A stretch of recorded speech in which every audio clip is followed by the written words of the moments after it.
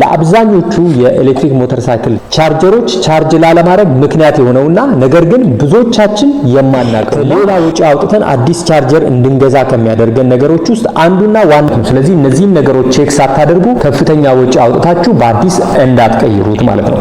ስለዚህ የሚያረጋግጥልን ቀደም ሲል እንዳየነው በዚህ ምክንያት ባትሪውን ቻርጅ እያደረገልን አይደለም። ስለዚህ ምንድነው የምናደርገው? ሰላም ተመልካቾቼ እንዴት ናችሁ? ሰላም ናችሁ ወይ? ሰላማችሁ ብዝት ይበል። እንግዲህ ዛሬም በሌላ ቪዲዮ ተመልሼ መጥቻለሁ። በዛሬ ቪዲዮ የምንመለከተው ዛሬ ላይ በአገራችን ጎዳናዎች ላይ የምንመለከታቸው የኤሌክትሪክ ሞተር ሳይክሎች አሉ። እነዚህ የኤሌክትሪክ ሞተር ሳይክሎች በኤሌክትሪክ ቻርጅ የሚሰሩ ወይም ደግሞ በሌላ አባባል ቻርጀብል የሆኑ ባትሪዎችን የሚጠቀሙ በመሆናቸው ሞተር ሳይክሎችን በምንገዛበት ሰዓት ላይ ይህንን የሞተሩን የባትሪ ቻርጀር ከሞተሩ ጋር አብረን እንወስዳለን። ነገር ግን ብዙዎቻችን እየተገለገልን እየተጠቀምንበት ባለንበት ሰዓት ይህ ቻርጀር በአጋጣሚ ፌል ቢያደርግ ወይም ደግሞ ባትሪውን ቻርጅ አላደርግም ቢለን አዲስ ቻርጀር በመግዛት ወዲያውኑ እንቀይራለን።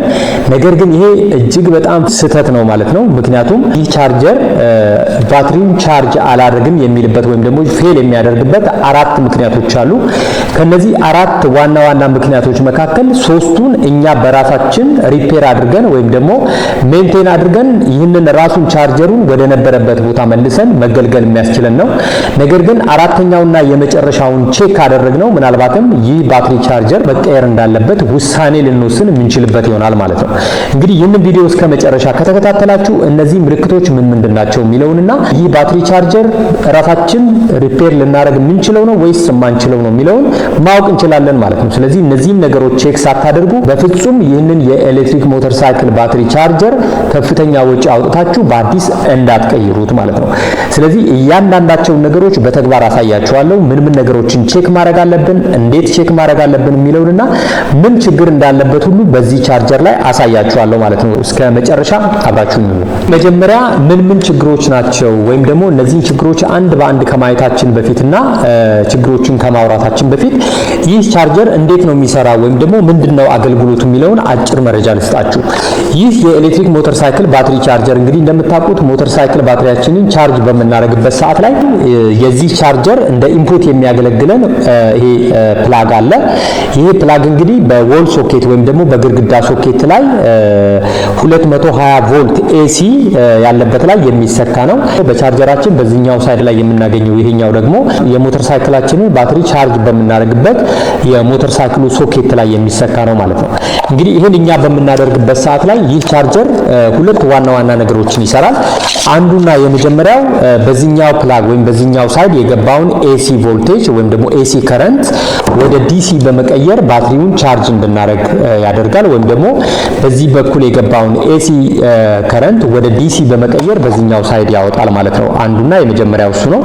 ሁለተኛው ደግሞ የገባውን ወይም ደግሞ የቀየረውን ዲሲ ከረንት ሞተር ሳይክላችን ለሚጠቀመው ባትሪ መጠን ትክክለኛ በሆነ መልኩ ወይም ደግሞ ማች በሚያደርግ መልኩ ሬጉሌት በማድረግ ለባትሪው በሚመጥን መልኩ ዲሲ ቮልቴጅ አውጥቶ ባትሪውን ቻርጅ ማድረግ ነው ማለት ነው። ስለዚህ እነዚህ ሁለት ዋና ነገሮችን የሚያከናውን ነው ማለት ነው። እንግዲህ ይህ ባትሪ ቻርጀር ፌል በሚያደርግበት ሰዓት ላይ እንግዲህ ልናስተውላቸው የምንችላቸው ነገሮች አሉ። አንዱና ዋነኛው እዚህ ጋር እንግዲህ ኢንዲኬተር ላይት አለ የሚበራ ቻርጅ በምናደርግ ሰዓትም ሆነ ይህንን ሶኬት በምንሰካበት ሰዓት ላይ እዚህ ጋር የሚበራ መብራት አለ። ይሄ ማለት እንግዲህ ምናልባት ይሄ መብራት በርቶ ወይም ደግሞ ይሄ ኢንዲኬተር ላይት እዚህ ጋር እያሳየ ባትሪውን ቻርጅ ላይ ያደርግ ይችላል።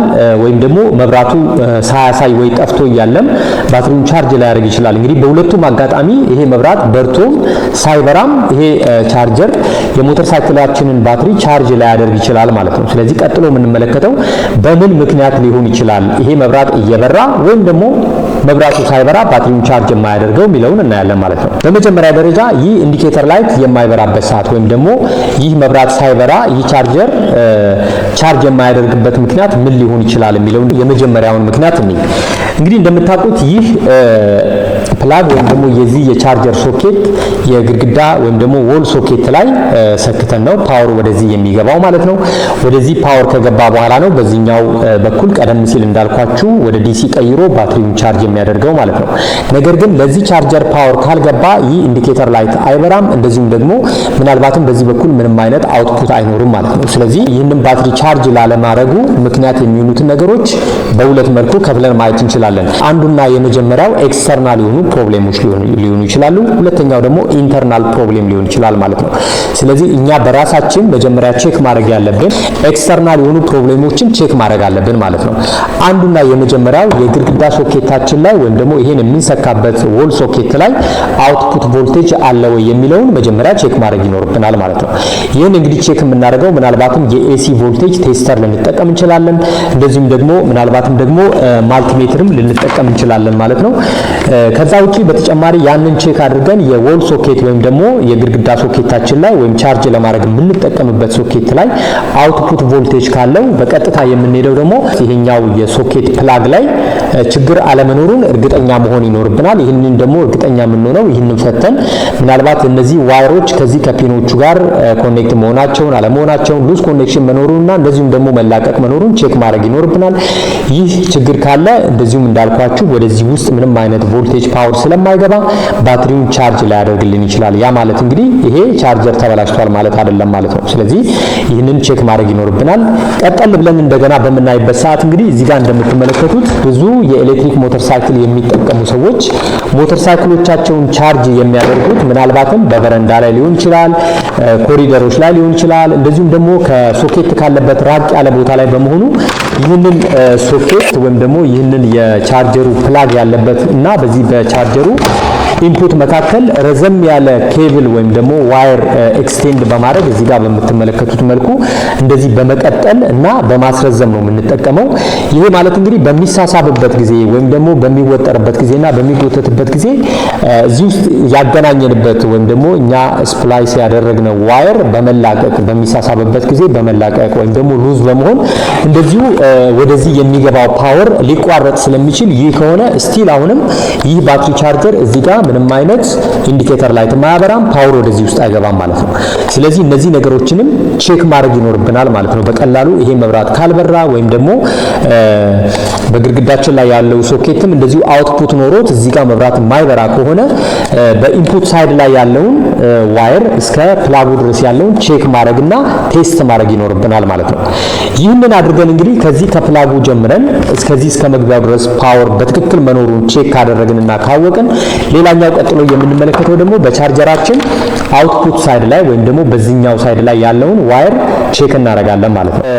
ሶኬት ሰክተን ይህንን ኬብል እንደዚሁ ቼክ አድርገን ሙሉ በሙሉ ኖርማል ከሆነና ወይም ደግሞ ፓወር ወደዚህ መግባቱን ካረጋገጥን አሁን ቀጥታ የምንሄደው ወደ ቮልቴጅ ቴስት ይሆናል ማለት ነው።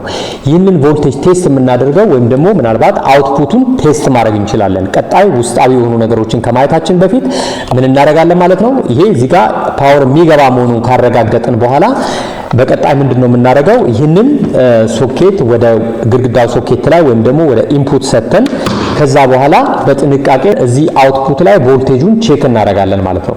ይህንን ቮልቴጅ ቼክ የምናደርገው ምክንያቱም እዚህ ጋር ዲሲ ቮልቴጅ ነው ያለው፣ ኤሲ ቮልቴጅ አይደለም። ስለዚህ ማልቲሜትርን በመጠቀም እና ሬንጁን ወደ ዲሲ ላይ በመቀየር እና እንደዚሁም ደግሞ ማክሲመም 200 ዲሲ ቮልት ላይ ሴት በማድረግ የዚህ የማልቲሜትራችንን እነዚህን ሁለት ፕሮቦች በመጠቀም አንደኛውን ፕሮብ በዚህ በሶኬቱ በዚህኛው በአንደኛው ሳይድ ላይ በመያዝ ሁለተኛውንም ደግሞ በሌላኛው በጎን በኩል ባለው ላይ እንደዚህ በመያዝ አውትፑት ቮልቴጅ ሪዲንግ እንደሚያሳየን ቼክ ማድረግ ይኖርብናል ማለት ነው። ስለዚህ መጀመሪያ ይህንን ፕላግ እዚህ በሶኬት ላይ እንሰካለን። እኔ እንግዲህ እዚህ ዲቫይደር ላይ ሰካዋለሁኝ። ከዛ በኋላ ይህንን ማልቲሜትር በመጠቀም ምንድነው የምናደርገው? ማልቲሜትራችንን ሴቲንጉን ወደ ዲሲ ሬንጁን ማለት ነው ወደ ዲሲ 200 ላይ እናደርጋለን ማለት ነው። ከዛ በኋላ ይህንን ማልቲሜትራችንን ኦን አድርገን የቻርጀራችን አውትፑት ሳይድ ላይ የምናገኘው ኬብል ወይም ይሄኛው ማለት ነው የቻርጀራችን አውትፑት ሳይድ ላይ ወይም ደግሞ ወደ ሞተር ሳይክላችን ባትሪ ላይ የምንሰካው ሶኬት ላይ የማልቲሜትራችንን አንዱን ፕሮብ በዚህኛው ላይ እናደርጋለን።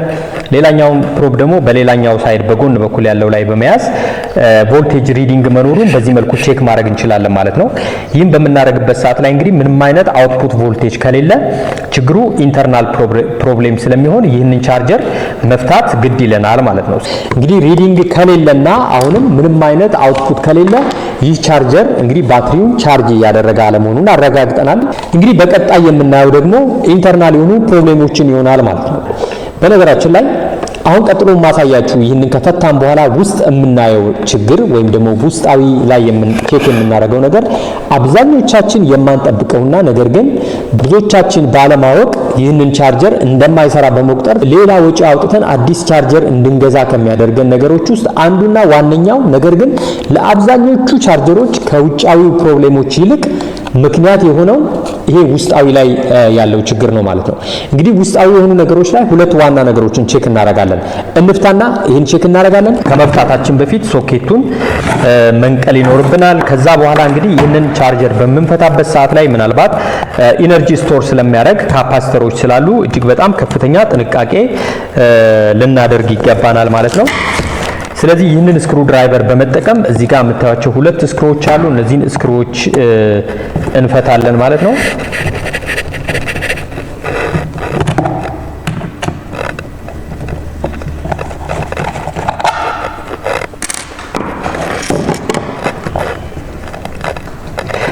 እንግዲህ በነገራችን ላይ አሁን ቼክ የምናደርገው ውስጣዊ ችግሮችን ነው።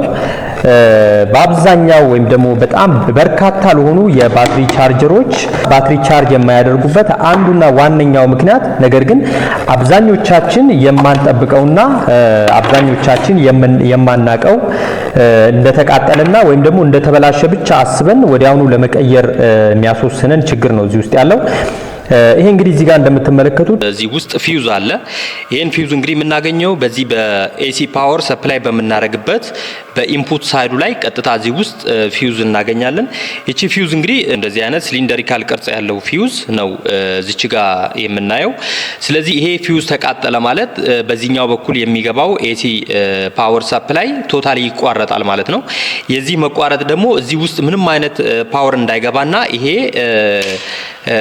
ኮምፖነንት እንዳይሰራ እና እንደዚሁም ደግሞ እዚህ ጋር የምታዩቸው ኢንዲኬተር ላይቶችም አይበሩም ማለት ነው። ስለዚህ አሁን ምንድነው የምናደርገው? ይሄንን ፊውዝ ቼክ እናደርጋለን ማለት ነው። ምናልባትም ይሄ ቻርጀር የማይሰራው በዚህ ፊውዝ መቃጠል ወይም ደግሞ በዚህ ፊውዝ አለመስራት ምክንያት ነው አይደለም የሚለውን ቼክ እናደርግና እንግዲህ የፊውዝ ችግር ከሆነ ፊውዙን ቀይረን ደግሞ ቼክ እናደርጋለን። ይሄኛውን አሁን እንዴት አድርገን ነው ፊውዙን ቼክ የምናደርገው? መቃጠል አለመቃጠሉን በምን መልኩ ነው የምናውቀው የሚለውን ላሳያችሁ። እንግዲህ የዚህን የፊውዝ መቃጠል ቼክ ለማድረግ ሁለት አይነት መንገድ ልንጠቀም እንችላለን። አንደኛው ይሄኛው የምታዩት የኤሲ ፓወር ቴስተር እንጠቀማለን።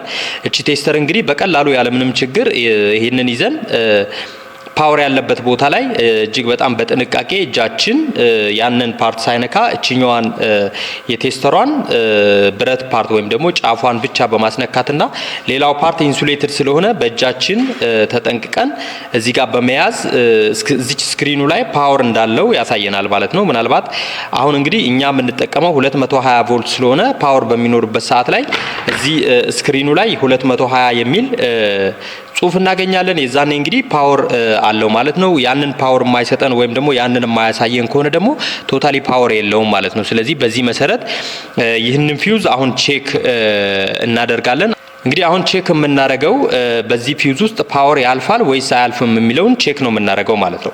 ይህንን ቼክ ለማድረግ እንደነገርኳችሁ የምንጠቀመው እንግዲህ ይህንን የኤሲ ፓወር ቴስተር እንጠቀማለን። ይህን ቴስተር ተጠቅመን እዚህ ስክሪን ላይ ፓወሩ ከፊውዙ በፊውዝ ውስጥ ገብቶ ተሻግሮ መውጣቱን ቼክ ለማድረግ ነው ማለት ነው።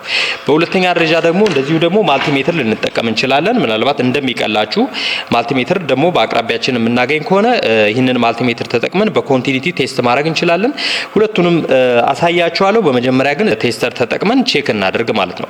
ስለዚህ ይሄን ለማድረግ መጀመሪያ ይሄንን የኢንፑት ፕላጉን ወይም ደግሞ የፓወር ሰፕላይ ፕላጉን እዚህ ሶኬት ላይ ወይም ደግሞ ዲቫይደር ላይ መሰካት ይኖርብናል ማለት ነው። ይሄንን ሰካለው እንግዲህ ጥንቃቄ አድርገን ቼክ እናደርጋለን። ምክንያቱም ስለፈታ ነው ቻርጀሩን እንግዲህ እንደምታዩት እዚህ ጋር ሶኬቱን ሰክቻለሁ። ከዚህ በኋላ ምንድነው ማድረገው እንግዲህ የምታዩት ፊውዝ ላይ በመግቢያና በመውጫው በኩል ላይ ይህንን ቴስተር በመያዝ በሁለቱም ሳይድ ላይ የፓወሩ ሪዲንግ መኖሩን ቼክ ማድረግ ማለት ነው። እንግዲህ ይኸው በመጀመሪያ በኢንፑት ሳይዱ ላይ ያስኩት ይኸው እንደምታዩት እንግዲህ ስክሪኑ ላይ 220 የሚል ጽሁፍ እናገኛለን መጨረሻ ላይ ማለት ነው። ስለዚህ ይሄ ማለት ምንድነው እንግዲህ ፓወር ወደዚህ ወደ ቻርጀሩ ውስጥ ይገባል ማለት ነው። ምናልባት እንደምታዩት እዚህ ስክሪን ላይ 220 ቮልት ኤሲ ፓወር እንደሚገባ ስክሪኑ ላይ ያሳየን ነው። ከዚህ በኋላ ደግሞ በፊውዙ በሁለተኛው ሳይድ ላይ ይሄ መግቢያው ነው። በመውጫው ሳይድ ላይ አሁንም ድጋሚ ይህንን ቴስተር እናነካካለን ማለት ነው። በመውጫው ሳይድ ላይ አነካካውት እንደምትመለከቱት። ነገር ግን ስክሪኑ ላይ ምንም ነገር እያሳየኝ አይደለም ማለት ነው። ይሄው እንደምታዩት ይሄ ማለት እንግዲህ ምንድነው ፊውዙ ፓወር ይገባል። ነገር ግን መሀል ላይ ፊውዙ ስለተላቀቀ ወይም ደግሞ ስለተቃጠለ ፓወሩን ያስገባል፣ ነገር ግን ማስወጣት አልቻለም ማለት ነው። ይሄ ማለት እንግዲህ በዚህ ፊውዝ መቃጠል ምክንያት እዚህ ውስጥ ምንም አይነት ፓወር አይገባም ማለት ነው። ስለዚህ የግድ ይህንን ፊውዝ እንግዲህ መቀየር ይኖርብናል ማለት ነው። በዚህ መልኩ ቼክ ማድረግ እንችላለን። ሁለተኛው ደግሞ ማልቲሜትርን በመጠቀም ቼክ የምናደርገው ነው። እንግዲህ ማልቲሜትርን ተጠቅመን ደግሞ ቼክ የምናደርገው ኮንቲኒቲ ነው ቼክ የምናደርገው እንግዲህ ዞሮ ውጤቱ አሁን ቀድመን በቴስተር ስላየን ተመሳሳይ ውጤት ነው የምናገኘው በማልቲሜትርም ቼክ ብናደርግ ማለት ነው። ነገር ግን በማልቲሜትር ቼክ ለማድረግ የግድ ፓወር ሳፕላይ መስጠት ስለማያስፈልግ ይህንን ሶኬት ወይም ደግሞ ይህን ፓወር አላቀቃለሁኝ ማለት ነው። ይህን ፓወር ካላቀቅም በኋላ ይህንን ማልቲሜትር በመጠቀም ኮንቲኒቲ ቴስት በማድረግ ነው ማለት ነው ፊውዙ መቃጠል አለመቃጠሉን ቼክ የምናደርገው ማለት ነው። ይህን ለማድረግ እንግዲህ በመጀመሪያ ሴሌክተሩን እዚህ ጋር እንደምትመለከቱት የዳዮድ ምልክት ያለበት ላይ አዙረን እንዲህ እናረጋለን እዚህ ምልክት ላይ። ከዛ በኋላ እንግዲህ ይህንን ኦን ማድረግና በመቀጠል ከዛ በኋላ እነዚህን ሁለቱን የማልቲሜትር ፕሮቦች በፊውዙ መግቢያና መውጫ ላይ እንደዚህ በመያዝ ቼክ እናረጋለን ማለት ነው። እንግዲህ ይህን ቼክ በምናረግበት ሰዓት ላይ እንደምትመለከቱት ማልቲሜትራችን ኮንቲኒቲ ካለው ይህንን ድምጽ ይሰጠናል። ፕላስ ደግሞ እዚህ ጋር እንደምታዩት መብራት አለ የሚያሳየን ላይት አለ ማለት ነው። ስለዚህ ይህን ለማድረግ እንግዲህ ሶኬት ነቅለናል። ከዛ በኋላ እንደምታዩት የፊውዙ በአንደኛው ሳይድ ላይ አንደኛውን የማልቲሜትሬን ፕሮብ በዚህ መልኩ እይዛለሁኝ። በሌላኛው ሳይድ ላይ ደግሞ አሁንም እችኛዋን እንዲህ በማነካካት በፊውዙ መግቢያና መውጫ በኩል ይህንን እንዲህ በመያዝ ቼክ እናደርጋለን ማለት ነው። እንግዲህ ይህን በምናደርግበት ሰዓት እንደምታዩት ምንም አይነት ሲግናልም ሆነ ምንም አይነት ሪዲንግ ማልቲሜትሩ ላይ እያሳየን አይደለም ማለት ነው። ይሄ ማለት እንግዲህ ኮንቲኒቲ የለውም ማለት ነው። ይሄ ፊውዝ መሀል ላይ የተላቀቀ በመሆኑ ምንም አይነት ኮንቲኒቲ እያሳየን አይደለም፣ የለውም ኮንቲኒቲ ማለት ነው። ይሄም እንግዲህ የሚያረጋግጥልን ቀደም ሲል እንዳየነው ይህ ፊውዝ የተቃጠለ በመሆኑ ፓወር ወደዚህ ቻርጀር ውስጥ አይገባም ማለት ነው። ስለዚህ ይህ ቻርጀር በዚህ ምክንያት ባትሪውን ቻርጅ እያደረገልን አይደለም። ስለዚህ ምንድነው የምናደርገው በቀላሉ ይህንን ፊውዝ መቀየር የሚቻልበት አይነት ቻርጀር ሲሆን ይህንን ወዲያውኑ በማውጣት ችኛዋን ፊውዝ ከዚህ በመንቀል በሌላ በተመሳሳይ የከረንት ሬቲንግ ባለው ፊውዝ መቀየርና ቼክ ማድረግ ነው ድጋሚ ማለት ነው። ከዛ ውጪ ግን ይህንን ቼክ በምናደርግበት ሰዓት ላይ አሁን ቀደም ሲል ያገኘነውን ውጤት ተቃራኒ ከሆነ ያገኘነው ማለትም በቴስተሩ ቴስት በምናደርግበት ሰዓት ላይ በፊውዙ በስተግራም ሆነ በስተቀኝ በኩል ላይ የቮልቴጅ ሪዲንግ የምናገኝ ከሆነ ይሄ ፊውዝ አልተቃጠለም ማለት ነው። ስለዚህ ፊውዙ ምንም ችግር የለበትም። ስለዚህ ችግሩ ምን ሊሆን ይችላል? ከፊውዙ አልፎ እንግዲህ ሌሎች በርካታ የዚህ ውስጥ የምታዩቸው እነዚህ የኤሌክትሮኒክስ ኮምፖነንቶች አሉ። ለምሳሌ እዚህ ጋር እንደምታዩት ዳዮዶች አሉ፣ ካፓስተር አለ፣ እዚህ ጋር እንደምታዩት ትራንስፎርመር አለ፣ እዚህ ጋር የምታዩት። ስለዚህ ቪዥዋሊ እነዚህ ነገሮች ቼክ ማድረግና እንደዚሁም ደግሞ እነዚህ በሚቃጠሉበት ሰዓት ላይ እንግዲህ በቀላሉ ሪፔር ማድረግ የማንችልበት ሁኔታ ሲሆን ይህንን ቻርጀር ቶታሊ ሪፕሌስ እናደርጋለን ማለት ነው። ነገር ግን አሁን ቀደም ሲል ያሳየዋችሁ ችግር እጅግ በጣም ማይነር የሆነ ፕሮብሌም እና በቀላሉ ፊውዝ ብቻ ተቀይሮ ፓወር ሊገባ የሚችልበትና ይሄ ቻርጀር ሊሰራ የሚችልበት አጋጣሚ አለ ማለት ነው።